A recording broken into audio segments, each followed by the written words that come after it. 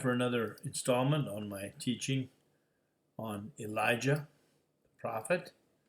This one will be called Confrontation and Repentance, and Elijah, part 13. It came to pass when Jezebel heard that Naboth was stoned and was dead, that Jezebel said to Ahab, "Arise, take possession of the vineyard of Naboth the Jezreelite, which he refused to give thee for money.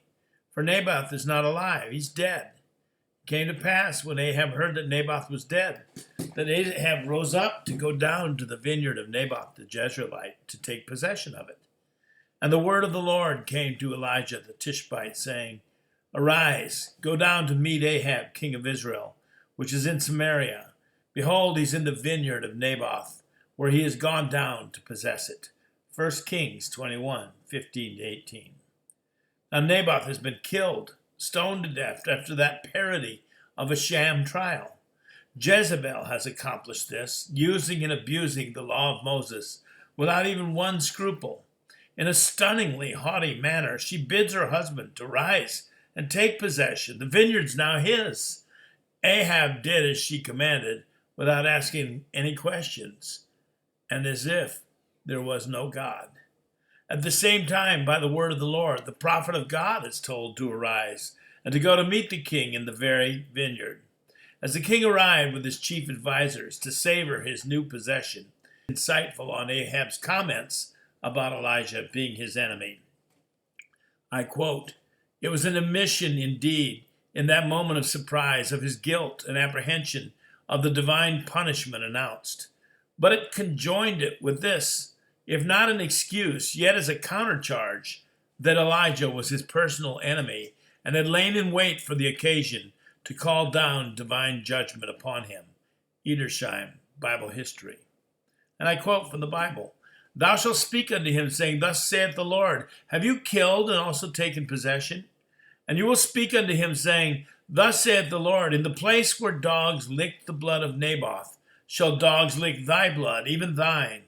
And Ahab said to Elijah, "Have you found me, O my enemy?" And he answered, "I've found you, because you have sold yourself to work evil in the sight of the Lord." 1 Kings 21:19-20.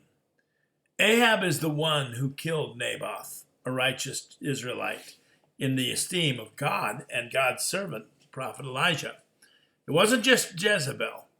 Just as in the sin of Adam in the garden, there would be no plausible deniability. Therefore, dogs would soon lick Ahab's blood as they had licked Naboth's, a literal eye for an eye and a tooth for a tooth to the murderers of Naboth. Jezebel herself, the hateful and murderous priestess of demons, would be eaten by the dogs herself. And Ahab said to Elijah, "Have you found me, O my enemy?" And he answered, "I have found thee, because you have sold yourself to work evil in the sight of the Lord. Behold, I will bring evil upon thee, and I'll take away your posterity, and I'll cut off from Ahab him that pisses against the wall, and him that is shut up and left in Israel. And I'll make your house like the house of Jeroboam the son of Nebat, and like the house of Baasha the son of Ahijah, for the provocation wherewith thou hast provoked me to anger, and made Israel to sin. And of Jezebel also spake the Lord, saying, The dogs shall eat Jezebel by the wall of Jezreel." 1 Kings 21:20-23. Ahab had sold himself entirely to do evil in the very sight of the Lord. In other words, he was a slave, and the course of his sinful life is what brought him to that slavery, to do what he did as a result of his constant choices that he made in the very face of God's open dealings with him. Ahab knew that God was real. God had spoken to him and proven himself. Therefore, Ahab would be cut off and his posterity. His fate would be like that of Jeroboam, Baasha, two other notable shepherds who not only sinned deeply, but had caused Israel to go astray as well. The dogs will not merely lick Jezebel's blood. They'll eat Jezebel. They'll eat her. They won't lick her blood. All of Ahab's children would also suffer the indignity of dying in public and dogs licking up their blood. Him that dieth of Ahab in the city the dogs shall eat, and him that dieth in the field shall the fowls of the air eat. The sin of Ahab was public, and so was the rebuke and sentence upon him by Jehovah. And I quote again, 1 Kings 22, 21, 25 to 26. He says,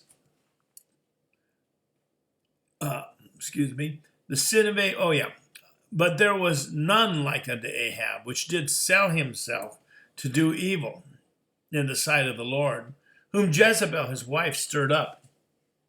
He did very abominably in following idols, according to all things, as did the Amorites, whom the Lord cast out before the children of Israel. 1 Kings 22, 25 to 26.